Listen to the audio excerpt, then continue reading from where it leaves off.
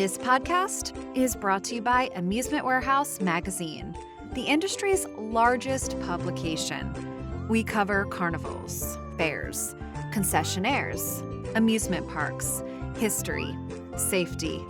We've really got it all when it comes to the amusement business. Amusement Warehouse Magazine is the only remaining print publication in the industry on a regular basis. So if you're interested in what the amusement industry has to offer, subscribe today at amusementwarehouse.com.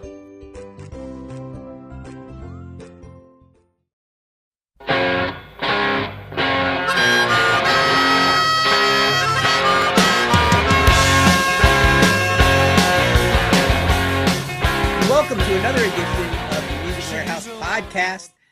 Today, from out west, we have two big guests for us.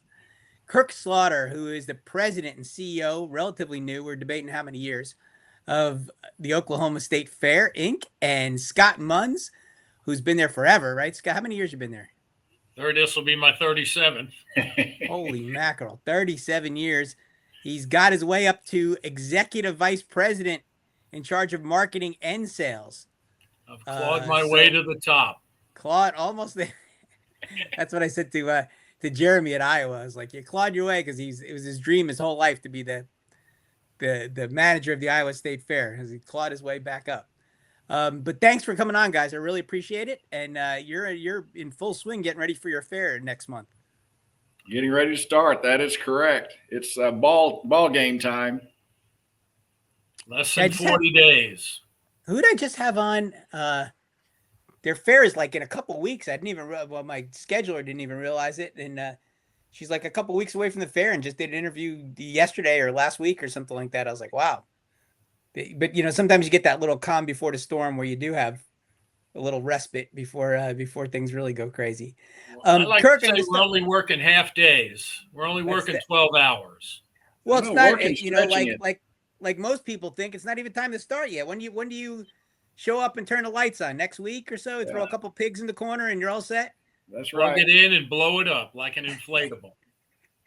It's amazing to me how many people, running events over the years really believe that. Like it takes like a week to just get ready for a major event like that. It's amazing that they think that. It really is. I mean, it's mind-boggling almost, but they don't think that much planning goes into it. Well, as you know, it's a year-round planning and execution. So we've been in execution mode probably for the last 3 months, getting everything ready to get out there and invite all of our guests in to have a good time.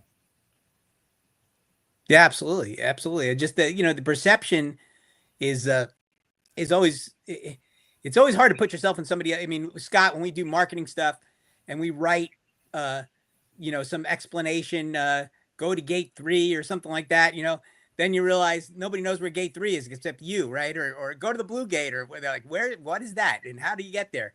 And, you always think people know what you know, or in some sense you assume it, but it's never the case. You always got to kind of explain yourself a little better than you thought you had to.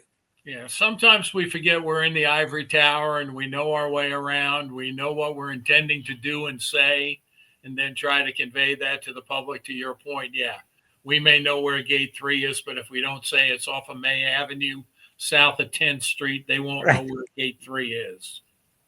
And then you go, oh, I thought I planned for everything, but I feel stupid now because I didn't communicate that effectively. And we're in the communication business. You'd think we'd do a better job of that. I remember it was always effective. I think I was like in, I don't know, elementary school or something like that. We had to do a little project where we had to write instructions to how to make a peanut butter and jelly sandwich. Like, detailed explanation. And, you'd give it to the person and then they would, obviously do just what was on the paper, and it would be a disaster every single time. So that's how hard it is sometimes to explain things step by step when something that simple, you assume it, but, it's, to give good explanations and give good information is really, really a tough job. And you think it's easy, but it's really not that easy. True. Well, boy, do we get off on a tangent there.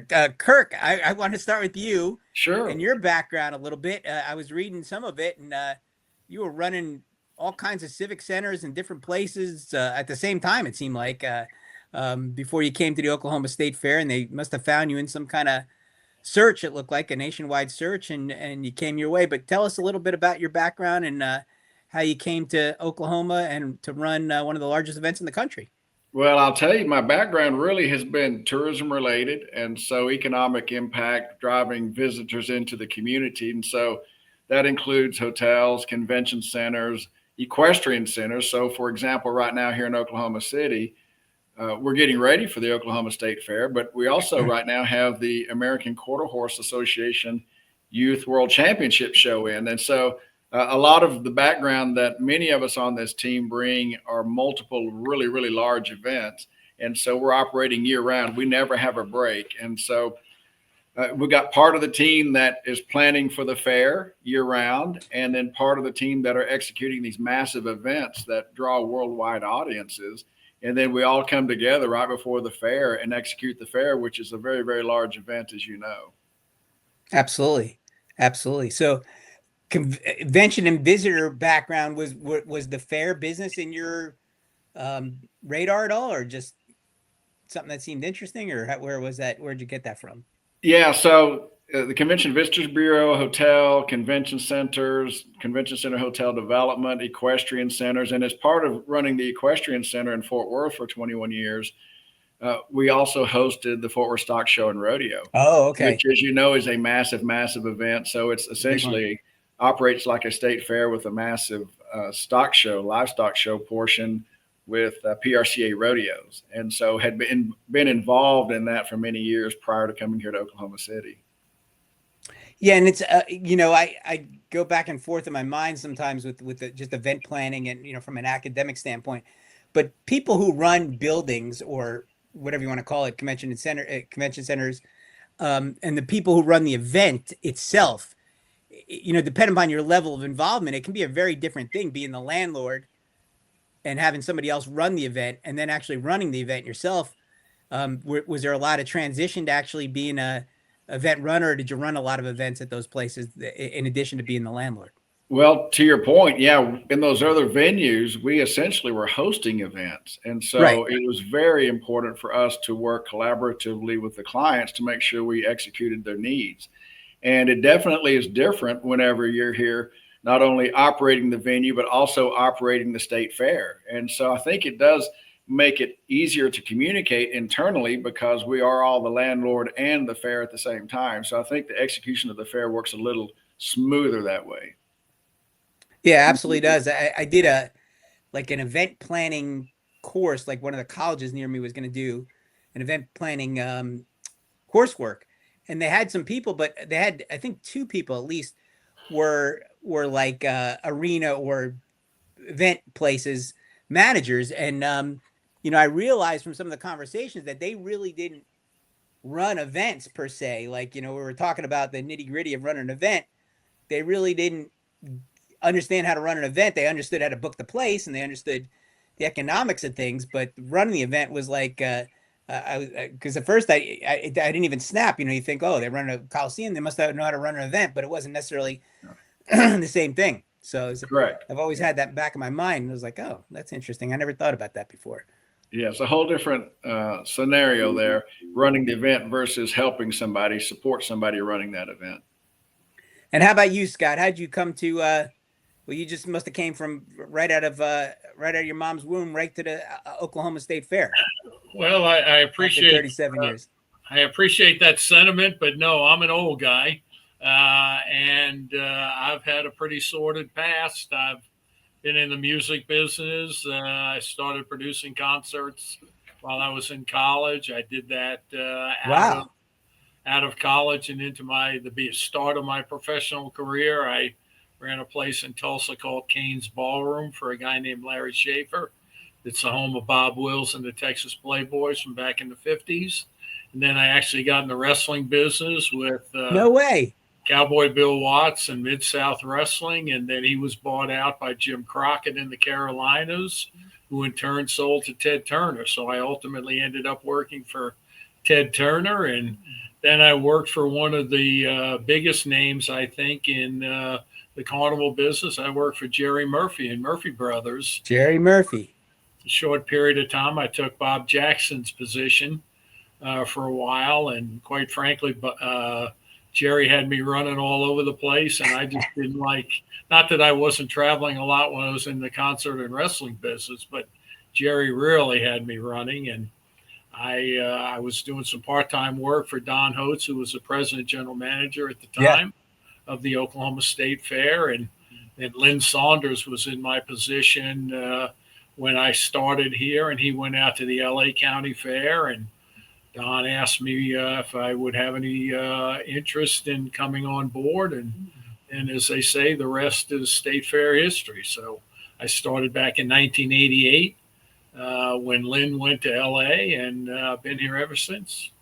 Wow, you skipped over a lot of history, Mike. What did you do for the wrestling guys? Were you just a promoter? Or I was a promoter. So I started when Cowboy Bill Watts with Mid-South Wrestling at the time. Mid-South Sports was headquartered in Tulsa, and that's where I was at the time.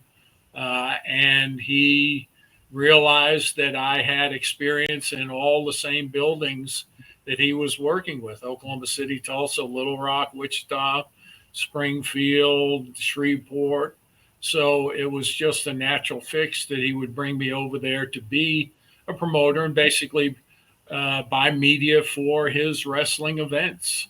And at that time, excuse me, so just so people know that are maybe younger, but wrestling was a regional thing back then. There was no WCWs or WWEs. They were all independent. They were territories, right? Yeah, they called them territories, and they were the Von Erichs were in Dallas, and Bill was in the Mid-South area. He had 5 states here. Vern Gagne was in the upper Midwest.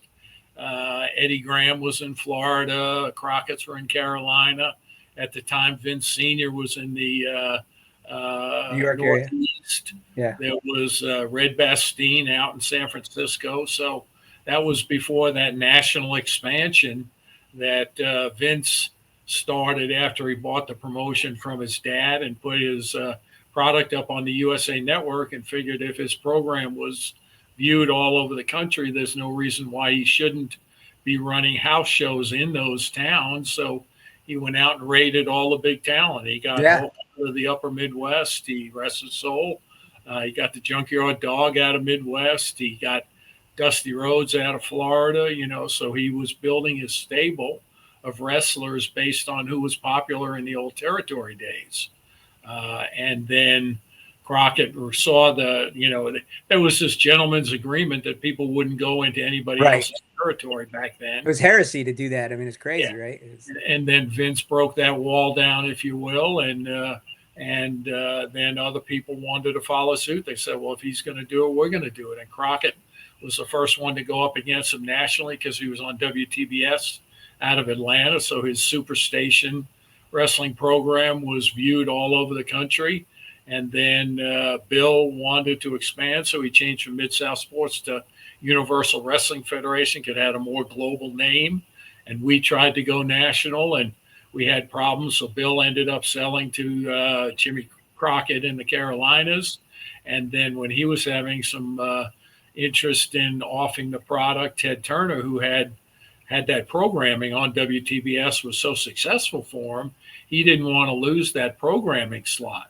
So he decided to just buy the promotion. So he bought out Jim Crockett and continued his WCW and had his program on WTBS. And then that ended up, we could talk an hour and a half on just the wrestling.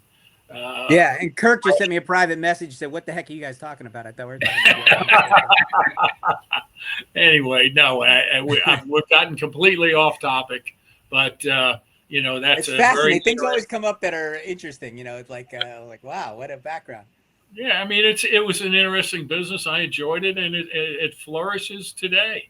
I mean, it's $1 billion industry. I'm not sure of the exact numbers, but and now they've been bought out by WME and the people that have UFC. So, I mean, it continues to flourish today. So, crazy. So much for that. So, Kirk, when you got to the Oklahoma State Fair, and you've run a couple fairs now, and under, you didn't start out at the lead. You got a little mentorship first. But what were the biggest challenges you felt you faced? Like, What surprised you about running a major event like that? Well, I think the biggest concern I had coming in is I knew there was a good team in place here in Oklahoma City. I mean, veterans that knew what they were doing, and I just wanted to make sure that I could keep that team together. What I was trying to convey to people is that I'm coming here to join your team, not to come in here and replace everybody. And so I think we've been pretty successful with keeping the legacy going. And I think this year is going to be the first year that we've kind of stepped out a little bit and taken more risk. Essentially, because we operate the venue year round, the venue, it just doesn't make money, right? And so we always rely on the state fair to fund our operations for the rest of the year because we don't get subsidy from the government or anybody on operating the venue as far as the operation side of it. And so I think our biggest challenge has been trying to bring new business into the year-round operation, generate more revenue so that we can reinvest in the fair. And so this is one of those years that we're kind of going for it. So we've got a brand new arena that we just opened called the OG&E Coliseum. And so within that, we'll do the first weekend will be Disney on Ice. Then we're going to do a concert that we're buying the act and promoting. It'll be Casey Donahue and Trace Atkins on Wednesday night. And then Friday, Saturday, Sunday, we're doing a Wildcatters PBR Teams Challenge. So it will be the first time that PBR have been here at the Oklahoma State Fair. And I think, Scott, if I'm correct, I don't know that they've ever done a fair before. And so we'll have the 10 teams coming in to compete for 3 performances. And so it's pretty exciting. There's dirt suites that have been on the market for maybe a month. They're all sold out already. And so we're hoping to have a great experience for our guests coming to the fair this year. Oh, it sounds great. But as far as booking bands or free shows or the economics or planning or things like that, which was newest to you? Which did you think we were a little surprised by maybe that a state fair? Well, I think to your point, we work with Triangle Talent, and Scott's got all the background and concert promotions and all of that. And in my previous jobs, I mean, I held a lot of concerts, right? Cher, Elton John, all the big shows, but that was from the building side of it. Whereas Scott and our friends over at Triangle Talent were always trying to understand which of these artists that we put out on the outdoor stage, on the Chickasaw Country stage, which are when you pay to get into the fair, you get to see these acts. And so using their expertise to determine, hey, who's going to pull better each night of the week. And we also started putting more money into the outside entertainment at the Chickasaw Country stage and added some video boards and things of that type. But really, Scott, that's the area that he plays in the most is working with those folks and trying to find the best talent. And that's not an easy thing these days. We have a lot of conversations here on the podcast about, how things have changed in, even the last 10, 15 years about music and being able to make money really with it anymore. Yeah, it's a very competitive market, and the prices have just gone through the roof. I keep preaching a market correction, but I don't think anybody besides the promoters who get stuck with that those high guarantees hear me. The acts just continue to take it because the promoters that keep offering big money, and it's just crazy the amount of money some of the acts are getting. Yeah, but you saw a few tours this year get canceled or downsized. So maybe something's starting to happen a little bit because it can't go on forever. I mean, I think you're right. Yeah, I mean, I keep saying it, and I call it a market correction. It can't go on forever. I mean, they just can't keep pushing the envelope because in reality, all they're doing is pushing those high guarantees onto the consumer. And there's a threshold, I think, on the consumer side on how much they're willing to pay for one night's worth of, or even 90 minutes worth of entertainment. Yeah. Now, I know that they've increased production values and, they're trying to enhance the customer experience, as they like to say. But at the end of the day, how much are you willing to pay and who can pay that? Maybe the older demo can because they have the wherewithal. But, you look at the younger audiences and $250 for a concert ticket to spend 2 hours in a building. I mean, at some point, it's got to break, and I can only hope sooner than later. Yeah, you definitely think. And then the fairs are kind of at a little bit of a disadvantage because it's not really our business year round anyway. And, so I guess they're fortunate to have you with some experience with those sorts of things. But a lot of fairs just aren't in the concert business really, except for, a week or two a year. So it kind of makes it doubly hard. People aren't necessarily used to going to the fairgrounds for a concert. The venue's a little different. It's maybe not as luxurious as some of the places are out there. So it's a real challenge. It's a real challenge. And some of the tried and true markets like country aren't as easily available as they were, years ago. Well, there's way more people vying for those opportunities. All the casinos that are popping up everywhere, and they're willing to pay whatever the artist is charging because I look at it and they may look at it differently. I don't know. I'm not in the casino business, but it seems like they're using it as a loss leader to get them into the casino and on the gambling floor. So, they really don't care if they lose money in the theater. They're not, it's not structured that way. So, but fairs have to, fairs can't afford to lose the kind of money that they're gambling, if you will, on a show. And there's, you look at some of the box office reports over the last couple of years. I mean, there's some fairs that have been burned. And then how long, you're seeing some of those fairs get out of the concert business. Yeah, that's happening a lot. Yeah, absolutely. Yeah.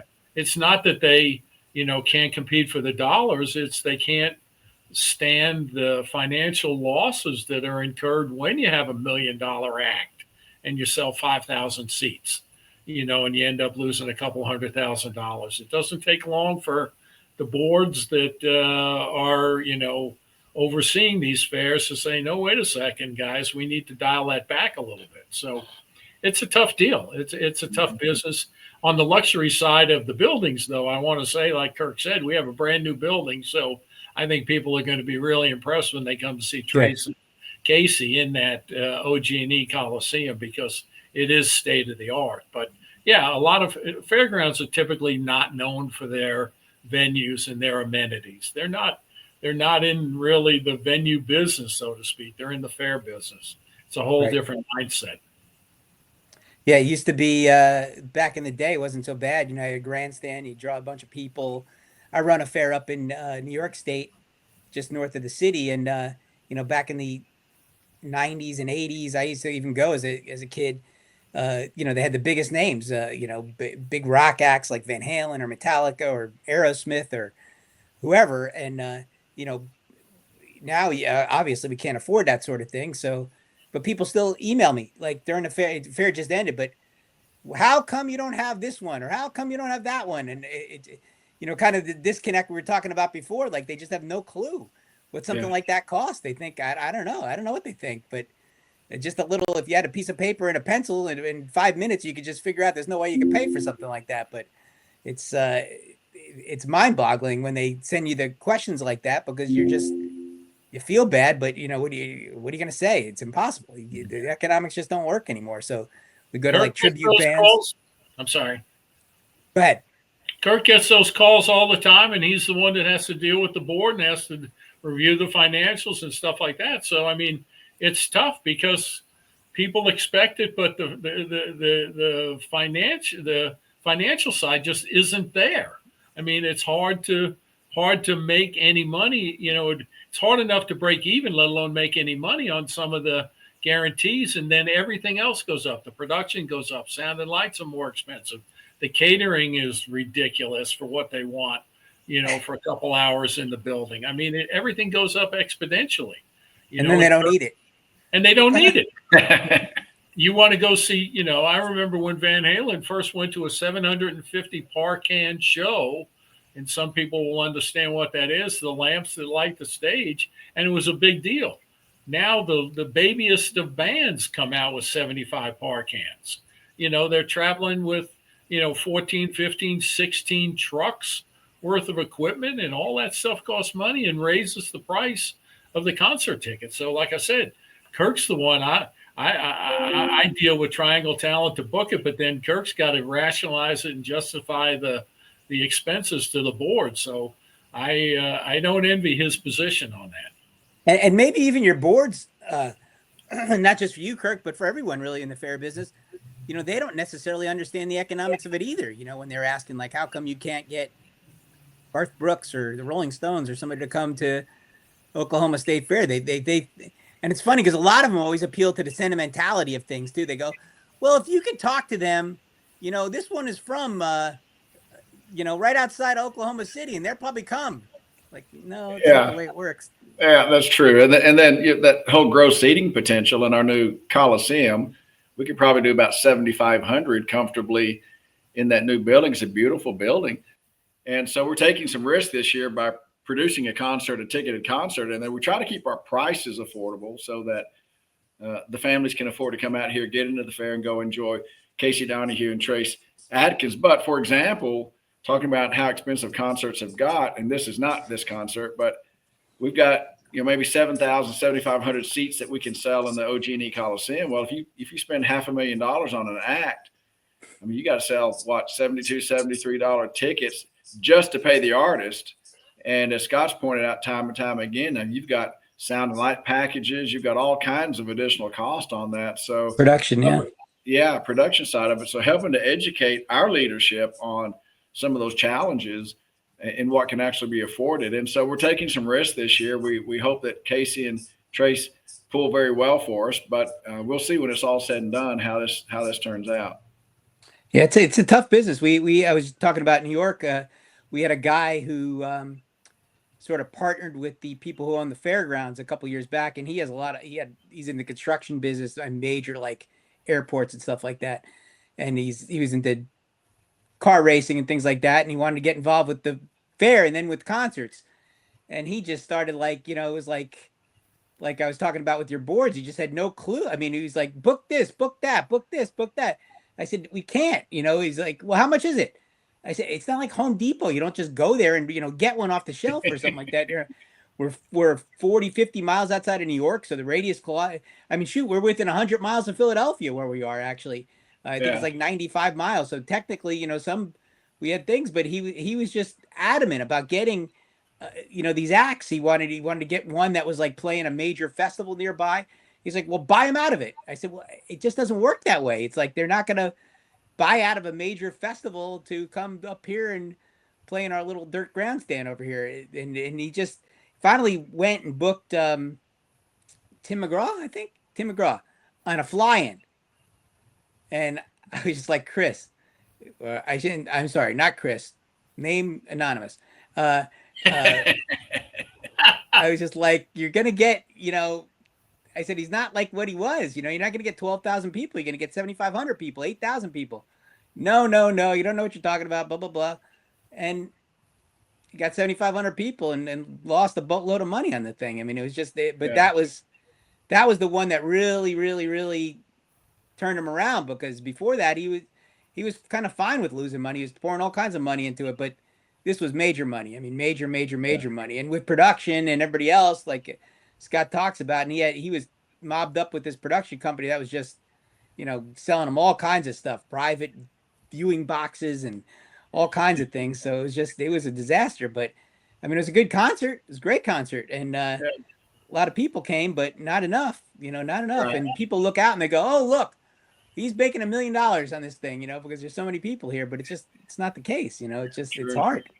People don't understand the economy of scale. And then even if they did, and even as you, as the provider of the fair, if you will, the guy who just wants to throw money at it doesn't understand there's politics behind a lot of that stuff also, that they're not going to, an act is not necessarily going to align themselves just for money and then upset either AEG Live or Live Nation. Right. They have to rely on for the other 364 days of the year, and, putting them out there on tour and paying that big money. So it's just not a matter of throwing money at it and being prepared to lose. There's politics that weigh very heavily into that. So I should have called you up. I didn't know about your extensive experience. I would have had you talk some sense into him, maybe. Yeah, well, but no, I don't know if I could have talked sense, and I could have tried. No, he was adamant. You're right. He was.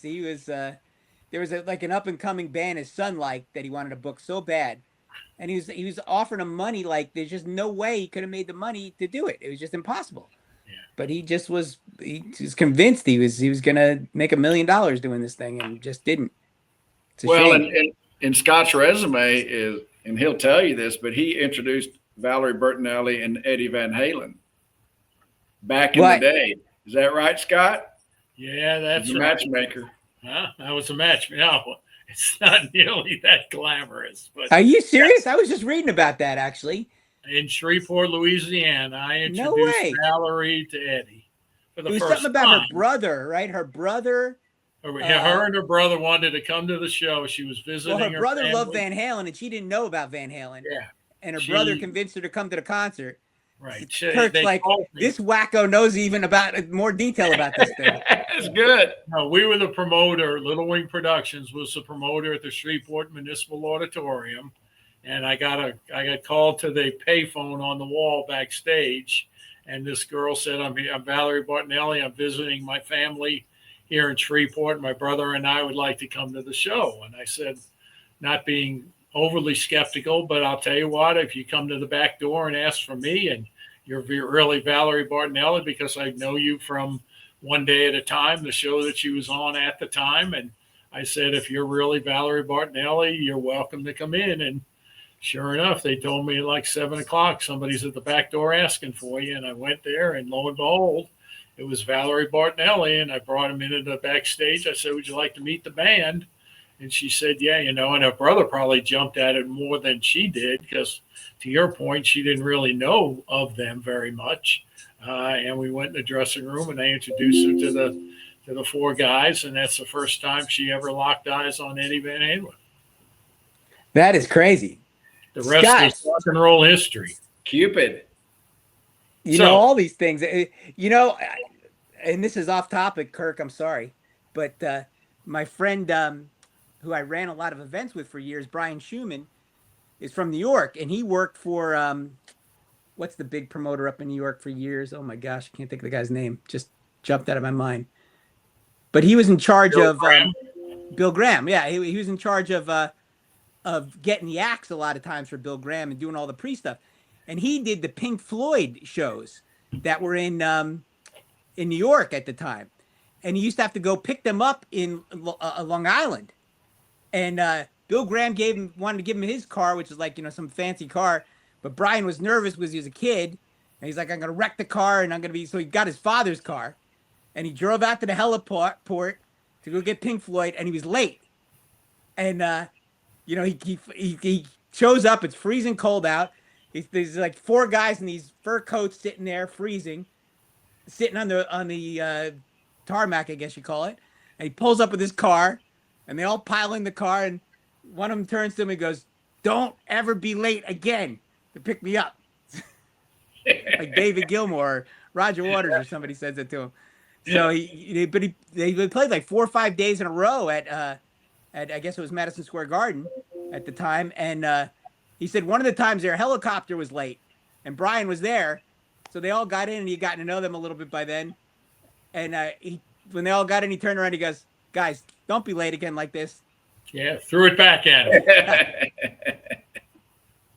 No. That's amazing. That's an amazing story. Kirk, don't you didn't you introduce anybody famous or? What's that now? He knows famous people. Famous? Do I know famous people? Scott Munz. No, didn't you get anybody married that's famous or anything big like that, like Scott has? No, I mean, one of the biggest mistakes I made is when I was a senior in high school, my dad said, hey, Billy, Dusty, and Frank are flying in. And that was ZZ Top. And we're going to go out to the Monaghan Sandhills. I grew up out in Odessa, Texas, and we're going to take some pictures. So I was just too busy, of course, a senior in high school. I didn't have time to go do that. And so my dad's out there with them all day. And this was April. Well, just about when I'm starting my first year in college, I think around August, the album cover comes out with my dad on El Loco, ZZ Top. Oh, no way. And my freshman year in college, I could have been on that album cover back in the day. And it's one of those things that you look back on and go, well, I missed that opportunity. No way. Yeah. So you guys have got some story, huh? You guys have got some stories. Holy mackerel. Yeah. Valerie Bertinelli. So Scott and Kirk, when we're talking about entertainment grounds acts these days, they're getting a little tougher too. We talk about this all the time, but there's kind of less and less, and there's less and less variety. Are you finding that? I mean, you guys actually have a great thing in the Disney on Ice is terrific. It's a really unique attraction too. So maybe talk about that a little bit too, because that's what makes a state fair, is having something really, really special that you don't get somewhere else. Yeah, well, I think Disney, and Scott knows it better than I do, but Disney on Ice, if you think about all these young families having an opportunity to come to the state fair, and the girls dress up as princesses, and it's just a neat deal to see the families come out, and they get to see Mickey Mouse on skates on ice. It's a great family memory builder. And in Oklahoma, yeah, that's great. You don't have to travel. Yeah, and so we're fortunate to work with Feld Entertainment and host that each and every year, and it's just a big deal here. It really is for the families. That's great. And Scott, what are you finding with the grounds acts and things? Are you pretty involved with that, or? Somebody else actually does. I do the national talent, Melinda Parsons, but we use Triangle a lot for that. They're big into the grounds acts, but we go to the fair convention every year. Melinda works the trade show floor and goes around, sees if there's anything new. If not, she'll talk with somebody who we haven't been able to get on their schedule yet. So this year we've got we're bringing the Zope circus back. Circus, okay. Piccolo Zope Circus, which is a one-ring European boutique circus. It was a very popular event when we did a couple of years ago, and then because we only booked it like 3 years out, and after they finished their 3 run here, they moved on to the next. And that's where you say, I mean, Melinda, I know I've heard stories of her tell me that she'll visit with people and say, I want to be considered 5 years from now, 7 years from now, 8 years from now, whatever it might be, because the big shows are the ones that are booked that far out. So, I mean, prices are going up everywhere. I mean, insurance is up, and all these people deal with it. I mean, they have to come with insurance. They have transportation expenses. They have fuel expenses. They have vehicle expenses. It's just, it's gotten ridiculous, and all of those things need to be covered, and they're not willing to cut into their own profit margin. So they just raise the price, and it's just each year it gets more expensive, which subsequently requires us to consider either raising booth rent or gate admission or whatever it might be. I mean, it's the cause of the times. Inflation has hit everybody. Yeah, just a little bit of I can't help but feels a little bit self-inflicted to a certain extent, because we we have these acts, and we know that there's been sort of a thinning after COVID. A lot of the animal acts are gone. A lot of the variety is gone. But isn't there stuff out there that we could find? Aren't there? You go on YouTube or you go on all these places, you see all these people performing and doing crazy things and doing stuff. I think there's a business for somebody that wants to be a little creative and try and grab some of those things, and maybe make some acts out of some of these people that are performing. Maybe they go straight to America's Got Talent and they're already getting big money. I don't know, but it just seems like there's a lot of stuff out there. And when you go to the conventions, as you mentioned, there just doesn't seem to be a lot of variety. It seems to be the same old to a certain extent. And it makes it tough, especially at a state fair where you really got to raise the bar and have stuff out there that's neat and new and thrilling, and that you don't see anywhere else.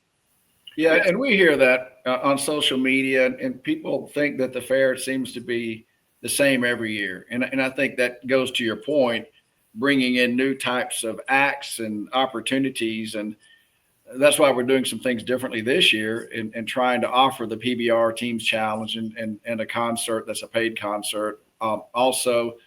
And we haven't had Canine Stars here before, and we met them at the Calgary Stampede last year. And so we're going to have them here this year. And, like Scott was saying, the circus. So we're trying to, although they are some of the same grounds acts that are out there, but for us, a couple of these will be new and haven't been here in a while. So that's the dog show was on AGT. So we, to your point of looking at variety shows, the current day Ed Sullivan show, if you will, to see, so the canine stunt dog show was on AGT, but I might comment, unfortunately what you have on some of that YouTube stuff and even TikTok, I think those people that are doing those crazy things don't want to take a show on the road because they're getting so many views that have monetized either the YouTube or the TikTok channel, and they're making the money they need to make sitting at home.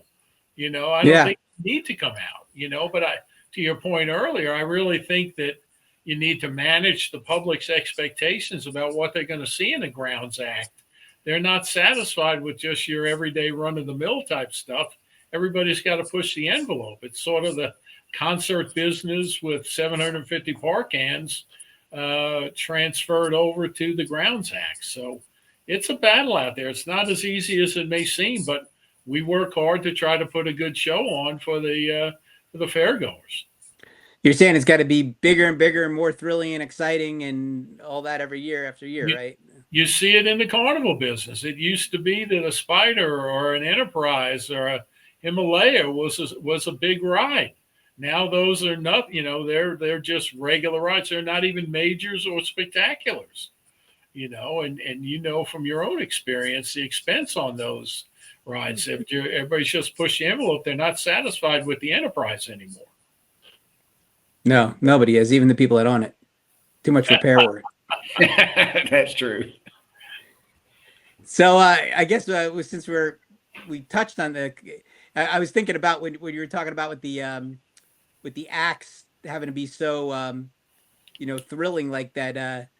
It just keeps getting bigger and bigger, and where does it stop? It's like that Bugs Bunny cartoon where the guy Daffy Duck says he's going to blow himself up. He can only do this trick once, right? It's the ultimate thing. But I don't know where we go with stuff because there's got to be something out there to do. But I worked for a couple of years as a consultant at the Florida State Fair, and they had a dance contest, and it was pretty cool. And they would have some local celebrities and things like that. But that's when that show Dance Moms was hot, and I hired a couple of those people to be the celebrity judges, for the final, and then I had to do some videos and stuff for entering and things like that, and that worked out pretty good, and that wasn't like super duper expensive to do, to hire them for an appearance or something like that. I know nowadays it's getting even more expensive to get these celebrity opinions, but it was fairly affordable, and we also made a deal with I never knew this, but PBS has those characters that are available, they have a very popular kids shows and stuff like that. And we were meeting with it was actually came from the advertising, that lady, or the sponsorship because they can't advertise. And I asked them about the characters, and they said which ones are available. And they said all of them are available and they're free, to you basically, except for the rental. So we wound up making a building that was just dedicated completely to PBS characters. We had all of them. And, they rotated on a daily basis. And then we had, a book reading or a sing-along. We had 3 different activities. I forget what they were. And, decorated the room. I'm not the greatest decorator, so I probably didn't do a good job with that, but I should have had some of the people at the fair that are better at that than me to help with that. But the PBS did it. But I thought it was I thought it could have been like a national program, actually, having PBS, because it's their mission to come out and promote reading and things like that. And they got all these popular characters that are available to you for nothing. They just got to reserve it. Yeah. Very nice. But somebody have to spend some money in making the I mean, they have some step and repeats and some small things like that. But with not that much money, you could have created a really, really super nice environment for things, and done a good thing with promoting reading and stuff. Let me write that down. Hold on. Okay. I have already patented it, by the way. No. Oh. No, I think it's a great idea. I think it won a national award or something. They said the PBS lady told me that they presented at some kind of convention and internally at PBS, and it was because they're not that aggressive in doing stuff like that. But you get something like a state fair or something like that, it could be a tremendous, because they had their characters are very, very popular. Yeah, great idea. Good for you. Once in a while. I also had 7 really bad. I know. It's just so I guess we touched a little bit on rides in the carnival. You've got a carnival, and some guy named Frank Zychek or something like that has the carnival. I just talked to him this morning. Actually, he called me like at 9:00 about something else. I said, "You never get some interviewing today." He said, "Oh, tell him I said hi." I'm surprised he hasn't come on yet. He should have joined us. He's probably trying to get in. Let me see. No. There you go. So you work with Wade shows, and after Link shows, you had I guess you were there when there was still Link, or Scott, or was it? No, it was Rod Link was. Time wasn't Tom. Was it Tom Persicino? I think was his marketing guy. Tom something. Before my time. Tom with a P, was it? Anyway, yeah. Rod was. It was Link shows when I started. And then Wade shows came on, and they've been there just about their whole since the 80s, I guess. The late 80s, did they get it, or 90, around there? Probably 90s. I started in 88, so Link was here the first couple of years. Mm-hmm. And then I think Frank was on the show at the time. Yeah. Running rides or a joint or whatever it was that he was doing. But and then he bought it out, and I think he called it Link Wade for a while, I guess, to work on the equity of Link shows and maybe the contracts that were already in place. And then obviously he converted it over to Wade shows and Friendly Frank. Friendly Frank. So he's been there, and how many rides did they bring, and like what are you doing different with the Midway these days? I'm sure you're doing something, because he's always thinking of something. Kirk? Well, I think, didn't he bring 72 rides last year, Scott? Yeah. Wow. And I have not asked him how many he's bringing this year, but I'll talk to either he or to Gina to find out what that number is going to be. And you've got some really top of the line neat attractions there too. The Midway is a big part of the fair, I would imagine, with 72 rides. I would imagine it's a big part. It's a huge part. Yeah, it really is. And Frank does a great job. Wade shows they keep it clean. They're good to work with, and very professional, and a great presentation. So we've enjoyed our relationship with them. That's great. Yeah, they do a tremendous job. Was that a big surprise to you, Kirk, coming into because that's probably something you didn't have a lot of experience with, was the carnival, but how much revenue a carnival generates for a fair? Was that surprising to you when you're looking at the budget line items? Yeah, I mean, that's a big part of what we do, that as well as the Disneys and hopefully the PBRs this year. So some of these things like that are really, really important to our business. And so last year, of course, as this happens from time to time, we had some thunderstorms came in and shut us down early. And then the last Sunday, which is usually a really big day for us, was a complete rain out. And so, oh no. Really, it started raining at 9 a.m. that morning and didn't stop till the next morning. So it was really difficult for Frank and all of us combined to be able to make it a successful day. So, we were a little off last year, but I think, if we have some good weather this year, and we should catch back up. That's tremendous. Yeah, it's I think for a lot of people who aren't attuned to the fair business per se, if I was coming in and looking at a budget, that would be probably pretty shocking to me about how much revenue the carnival generates for the fair. But you think gate admission, okay, maybe some food or something like that, but the carnival is such a big number. It's kind of surprising if you're not familiar with that aspect of the business. What about food? How many food stands do you have? What's new and unusual? Anything? Any great traditions at the Oklahoma State Fair for food? Scott, I haven't seen the new food list. What we do, Ron, every year for our board presentation, which is coming up in a few weeks, we give them kind of a listing with all the new foods, but we're still in the process of putting that together and compiling it right now. So about 144 food stands. Wow. We like to say there's the traditional big three: cinnamon rolls, corn dogs, and Indian tacos. Indian tacos. They are perennial favorites here at the Oklahoma State Fair. And then, excuse me, we are, you know it. You've been in the business. They sit around and try to figure out the latest thing, the latest and greatest food item. What can we put on a stick? What can we deep fry? What can we do some unique presentation to? And we always encourage them to get creative and bring us some new food items. We look at them, like Kirk said, we generally debut them in that August board meeting, and people think for some reason, I don't know why, maybe Kirk can fill in the details, why people think I'm the food aficionado here. I do eat my fair share. I do have my preferred food items that they always ask me about. But, food is a great part of the fair. I mean, the sights, the sounds, the smells, when people come in the gate, and food is a big part of that. It is really one of the events a year that you can go to and have so many different types of food and a whole different experience. And who do we have judging their food competition this year, Scott? We have Sandra Lee coming in. You know Sandra Lee? She's worked herself into the fair industry. She was out at the convention in last year, and we visited with her, and she's coming in. We do a thing called the Great Taste of a Fair food competition on the day before.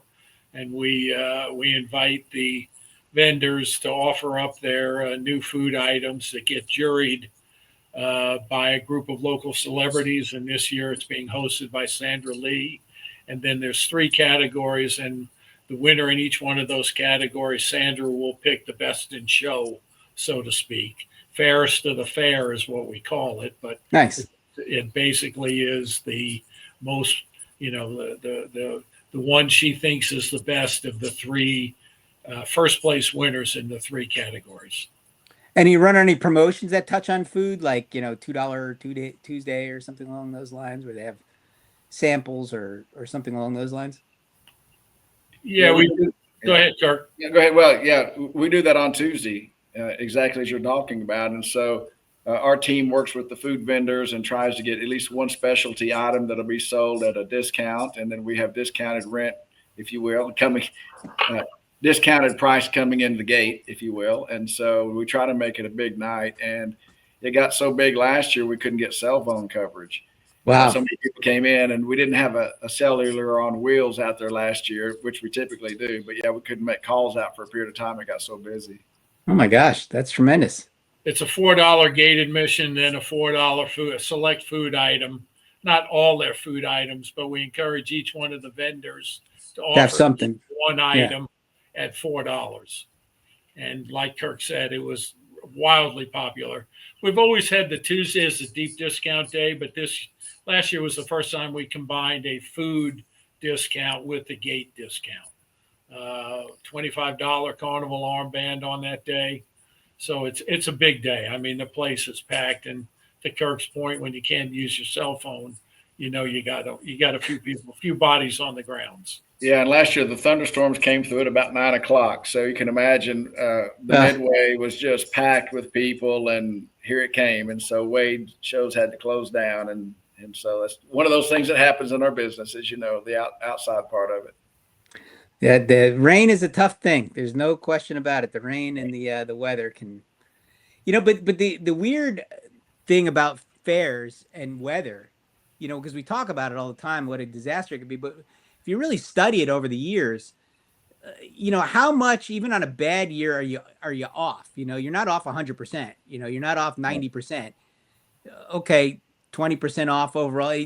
Generally people make it up and come back on a different day. So it's it's a very small variance in most cases. Now, of course, if there's a hurricane or something catastrophic or something like that, but those are rare,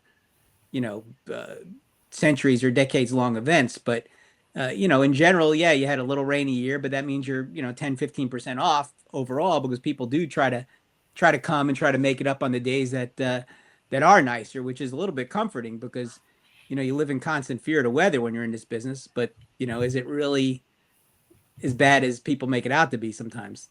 Well, you're right.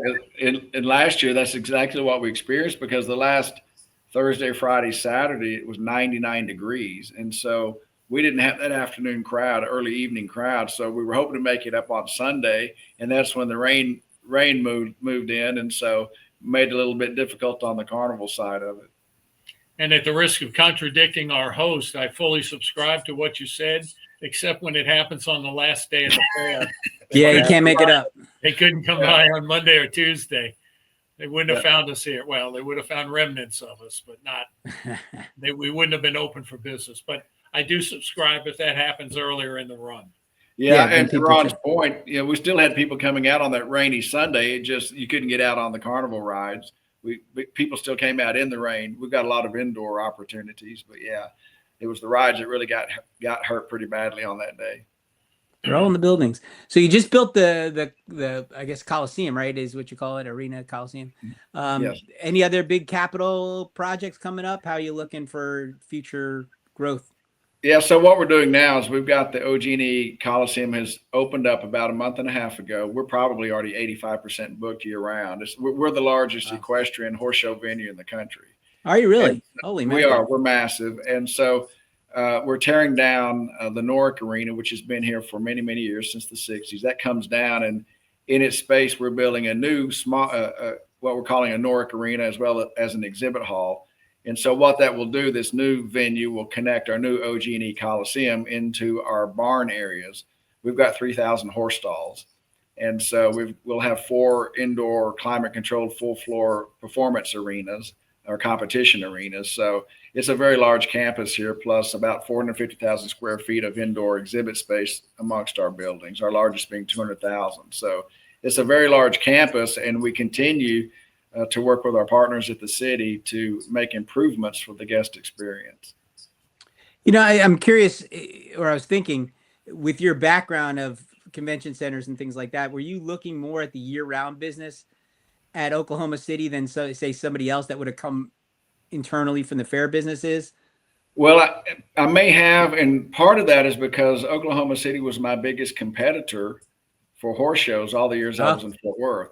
And so as a result, we spend a lot of time up here trying to learn the business in Oklahoma City. So a lot of the customers that do horse shows in Oklahoma City, a lot of the people that go to those shows go to Tulsa, they go to Fort Worth, they'll go out to Vegas. And so you get to know a lot of people throughout the year. So I was pretty familiar with that side of it, had a lot to learn on the fair side of the business. Yeah. I mean, but if you have that year-round rental and income coming, it makes life a lot easier when you're running a fairgrounds like that, for sure. You're right. And it gives us money to make improvements. Like this year, we're adding some more RV spaces and things of that type that the fair is paying for. And then the city will pay some on improvements as well. So it's a really good public-private setup. Yeah, I was reading, I think in one of your interviews or something, when you were talking about, building these places so that they're rentable. I think it was a great common way to do it, because so many people just focus on the fair and they don't think about how can I make money from this building above and beyond the fair, because it's so important to do, Yeah, and Scott knows the numbers, but this venue we're told we produce about 50% of the annual group room hotel demand for Oklahoma City.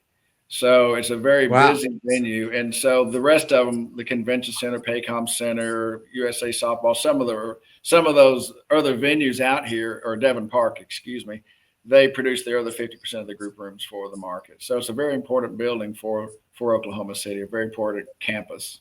About 200,000 hotel rooms a year. Jeez. The Hotel Motel Association's got it calculated, and the CVB. Visit OKC. Yeah, I see some of the state fairs. I was up in New York for the convention in January or whatever, and they had some. It seemed like they were trying to build like restaurants and like a little entertainment zone year round for the fairgrounds. Is it like a destination, as a place to go, which I thought was interesting. Why? And I read about a couple other places that were maybe doing that too, but that's an interesting thought, because you have a place that's well known and known for fun and known for doing things and known for going to and have sort of a permanent presence there. Might be an interesting concept. Yeah, and we have very few days that we don't have something going on out here. Mainly, we're very busy on the weekends, and maybe they're moving in and out on Mondays and Tuesdays kind of thing. But if we've got for example, we may have a 3-week equestrian championship show going on in the horse show side of the venue. But then on the exhibit hall side of the venue, we may be having different flat shows that come in each other weekend. So we might have a farm and ranch show in, we might have an auto show in. At the same time, we're doing a big equestrian show. Lots happening. A lot of happening, yes. Just out of curiosity, I worked, with the Ohio State Fair early in my career for a little while. And how big that Quarter Horse Congress was? That was a big deal to them. Is that a big horse show? The All-American Quarter Horse Congress is the largest single breed show in the world. That's how big that one is that they've got there in Columbus. It is a horse show on steroids. and the Ohio Quarter Horse Association produces that show, but it is just massive. And it's a great economic generator for Columbus and for the state of Ohio. It's really I cool. know they talk about it all the time, how huge it is. Yeah, it's the real deal. It is the real deal. Because most of the horse shows are focused in Texas and Oklahoma, right? I think you were saying in an interview I read. Most of them are down there. Well, the reason for that is because we're in the center part of the country, and so ourselves, Tulsa and Fort Worth, have all good venues. And so if I have a horse that lives in New York and I have a horse that lives in California or whatnot, when they haul these horses to these championship shows, it's much easier on the horses to haul to the middle part of the United States. And so that's what really makes these three cities in Oklahoma and Texas really, really competitive in that marketplace. Like right now, we've got the World Championship, American Quarter Horse Youth World Championship in right now. And we just had the big Arabian National Championship in last week. And so same thing happens in Tulsa and Fort Worth, big championship shows. But a lot of it has to do with good facilities and the location in the country. Interesting. Very interesting. And conveniently located at the convergence of Interstate 40 and 35. Yes. Which makes that east, west, north, south travel convenient and easy. Yeah. And there's some great horse show venues, other parts of the country, Florida, California. There's a lot of really nice ones out there. Yeah, definitely Florida has some. Yeah. Oh, yeah. And so, but it's just the hauling these horses around the country. We have an advantage. And it helps that we have 435 acres here, which allows for on-site parking for their trailers. So there are some facilities, some venues, Kirk can speak to it better than I can, that have to put their trailers off-site. Oh, that's a pain. Particularly convenient. Yeah. So Scott, I guess marketing-wise, where do you draw from? How big is your radius, and where are you getting people from? And what when you think about marketing, how far out do you go, and what do you do to get people there? Our research has showed about 85% of the people that come to the fair come from the 10 metro counties. You may or may not realize this. Oklahoma City is huge in surface space. And I don't remember the cities, I've heard the mayor say this numerous times. Oklahoma City is bigger than like Boston, San Francisco, Phoenix. Kirk, do you remember all the towns he mentioned, the cities that he mentioned? There were like 9 major cities in the country that combined, all combined can fit inside our city limits. Wow. So we're very expansive as far as a footprint for Oklahoma City. And it used to be 6 metro counties. They expanded it probably 10 years ago to 10 metro counties. So that's primarily who we draw from, because when you think about where we are centrally located, Tulsa is 90 miles down the turnpike. So Tulsa State Fair is one way. Kansas State Fair up in Hutchinson is, a couple hours north of us. Of course, Texas State Fair down 35 is relatively close to us. So if you get too far out of the metro, they're going to make a decision to go one way or another. So it's really about the 10 metro counties that we concentrate on. Okay. And your media mix these days, are you moving mostly towards digital, or are you still? Yeah, we're moving away from the traditional stuff. You have to. I mean, that's just not where people are consuming their information from. So right. We're doing way more on digital. We're doing way more on social media. We have an extensive footprint in Facebook, Instagram, X, and TikTok. And we use that to our advantage because, like I said, that's where people are going for their information. So why not go where they are and stop trying to force feed them the traditional? Now, we still do some traditional stuff. Don't get me wrong. I mean, it's not 100%, but that, in my 37 years, I've seen that pendulum swing from one side of the spectrum pretty much to the other. And depending on how long Kirk keeps me around, I may see that go completely to digital and social media and completely away from traditional stuff. Yeah, I was going to say it was more of a swing. It was more like fell off a cliff at some point. Oh yeah, I mean it was a fast swing. I'm not saying it was a gradual. It was a swoosh, and yeah, you could equate it to falling off a cliff. We still use outdoor billboards because they're digital, so we can change that message people are still in their cars, even if they're listening to a podcast or streaming something or whatever. They, because of that expansive footprint, there's a lot of people that drive to work. We don't have that good of a public transportation system, so a lot of people are still driving, and having that digital billboard, being able to change the message daily or even multiple times a day is really convenient to get that exact message that you want out. Starts in 2 days, starts tomorrow, now open, ends, Sunday or whatever it might be. So, $2 Tuesday today. Yeah, we use that digital to our advantage so that we can promote and that top of mind type thing of, today is Taste of the Fair Tuesday, $4 gate admission or whatever come by, and all of a sudden they're driving into work, they get to work and they call their wives and their husbands, whatever, and say, let's go to the fair. Did you know that today's a $4 day? And let's go to the fair. So there's a way to stay really current with your messaging when you're dealing with digital billboards. And then, billboards are great. I mean, and posters, and I think things are getting either really high tech with the digital or going back to basics with like posters and billboards and things like that. It's kind of the middle that's been squeezed out. Yeah, posters are kind of tough because even though a lot of people disregard them, I mean, a lot of utility companies, they don't like posters. Yeah, of course. Yeah, so, you get your hand slapped. We can't use yard signs. We got our hands. Oh, no, not at all. City because of sign ordinances. I mean, some of those grassroots efforts are being blocked, if you will, for different reasons. So you can't use them particularly as much, but you can always buy a digital billboard and you can always use social media.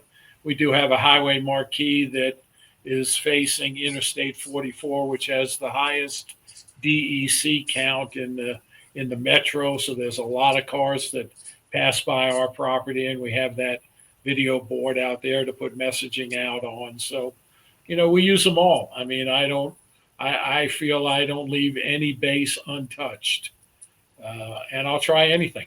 If somebody's got the latest, greatest new thing, bring it on. Let me hear it. And if it makes sense, I'll try it. And if it doesn't work, I won't use it again. But if it did, I'll go back. As long as there's a way to track it. Yeah. Yeah, we've been using a lot of, I think with the top 50 this year, we're going to probably use a lot of cell phone data to get numbers instead of the traditional just report things. I've been using a lot of Placer AI stuff and some other AI components I've been using for my other business. And it's, I check with some of the people that whose numbers I trust pretty well, and they've been really, really accurate. I've been pretty shocked at how crazy they are. We subscribed to Placer AI and have for probably 6 or 7 years. Wow.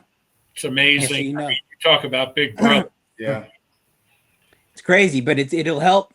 It definitely helps, even with marketing when I'm doing, something this year, look at what the audience was last year, how it changed over the last 2 or 3 years, how the audience might even change on a promotional day, is interesting, to see how things were affected by the promotion.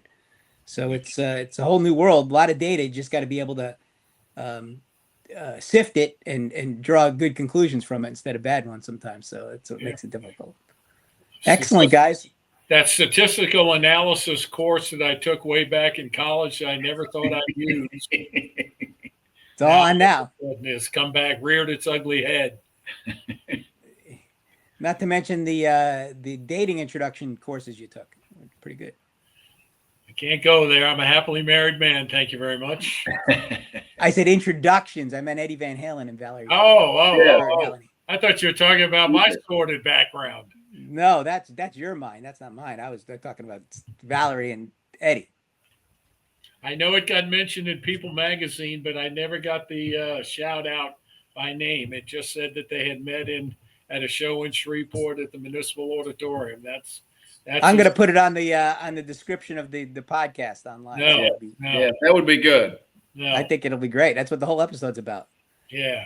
Well, guys, I appreciate it. I'm sorry we had a little technical glitch in the middle, but it sounds like there's a lot going on there, and it's a lot of fun being in Oklahoma and working with the Oklahoma State Fair. So I hope you guys have a tremendous run this year, and wish you continued success. Thank you, Ron, so much. You let us know if we can ever be of service.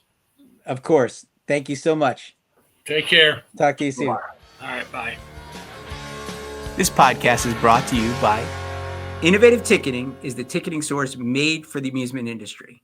Our staff of professionals can guide you through your setup, assist with customer service, even on the weekends when you most need it, and help increase your sales through promotions that work. Innovative Ticketing is the ticketing source made for the amusement industry. Sign up today at innovativeticketing.com.